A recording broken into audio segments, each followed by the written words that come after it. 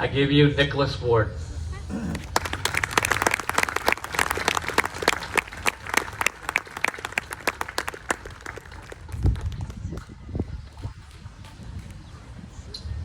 Welcome. So I went off to war, and I never came back.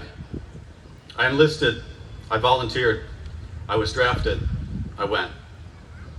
Whether by my choice or obligation, my commitment was made. I trained and I suffered through long days and seemingly endless nights. I gave everything I had, sometimes more. As the long hours faded into days, weeks, then years, I had found where I belonged. I felt whole. At times I was on top of the world through happiness and heartache, successes and failures. I grew as a friend, as a spouse, as a person. I became the best version of myself. I left home an amateur and I returned a professional, a soldier, an airman, a seaman, a Marine. I was your wife or your husband, your mother or your father, your brother, your sister, your neighbor, your friend. No obstacle too great, no task left undone. I grew smarter and stronger for the tough tests to come. I have stood and fought and died in every war since the start of our history. I crossed the Delaware and climbed Mount Suribachi, from Africa to Japan and Vietnam, from sea to shining sea. Even here at home, from Atlanta to Guam and Antietam to a sleepy corner of Pennsylvania called Gettysburg. My time is now spent walking amongst the endless rows of white stone in Normandy and Golden Gate, Jefferson Barracks and Arlington. Seemingly endless names and dates, the endless silence of peace. Time always cut short and stories ended. So as I leave you now, I do not regret where the road has led. And although I have gone from this world, my spirit remains. I am remembered. I feel as though I've done my part and made up for all that I lack, because I went off to war and I never came back. Welcome everyone to the Rochester Memorial Day Parade. I am humbled and honored to be speaking with you here today. I want to thank all of the people who have supported me and believed that I would be able to pay homage to the sacrifice of our country's fallen service members. I want to give a special thank you to all of the active duty service members and veterans here today. I know that many of you have lost friends in combat, and today can be especially hard. Today is not about us, but it is our responsibility to carry on the memory of those that never came back. I want to thank you all for being here today.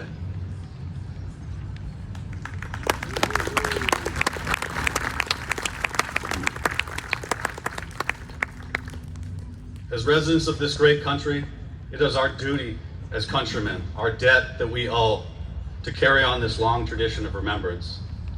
War is a terrible thing. It isn't fair, and it certainly is not forgiving. All too often, it cuts short stories of those most beloved to us.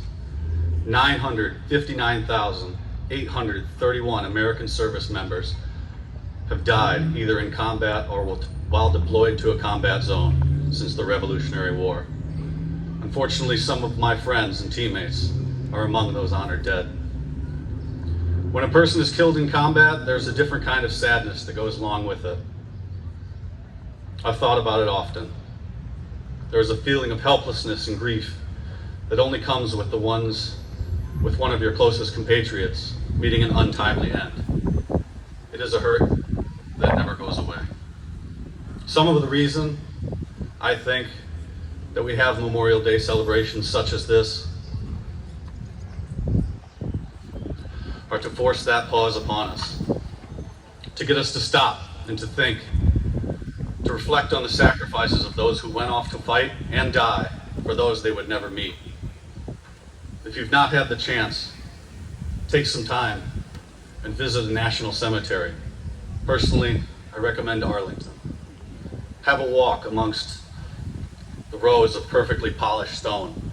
Read the names and the dates. There are feelings and emotions in the air that I've experienced no other place here in America. I think the American poet Joseph Rodman Drake beautifully captured the essence of sacrifice in saying, "And they who for their country die shall fill an honored grave. For glory lights the soldier's tomb, and beauty weeps the brave." Sometimes when I find myself doubting my abilities or questioning my path, I think about my friends that are no longer here. I feel rejuvenated. We are obligated to tell their stories and continue their missions in life.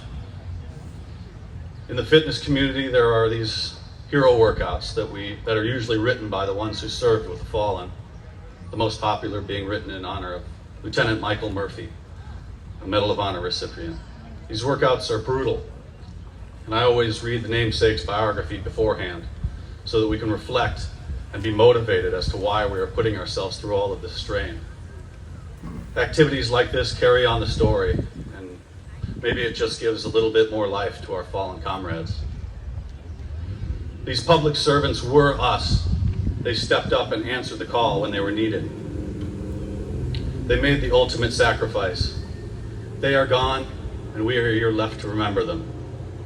We are all in this together. Let us always remember their sacrifices and move forward, looking into the future while always keeping our lessons learned from the past. So let's all take care of one another. Be there for our neighbors, our families, our friends in their time of need. I challenge everyone here in the coming years to be better. Be a person worthy of admiration for those that are no longer here. Do this by realizing that there is something holding each and every one of us back. It could be something small and unknown to others, or glaring and unmistakable.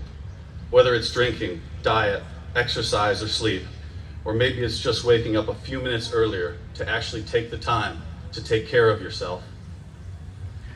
It is there, and I challenge you to be that little bit better. Be better tomorrow than you were today, and don't let perfection or procrastination get in the way of progress. We are more connected now than we have ever been. I implore you to reach out to your friends, call them and hear their voices. They may be fighting a battle that they tell no one about. Maybe you can be there for them in their time of need.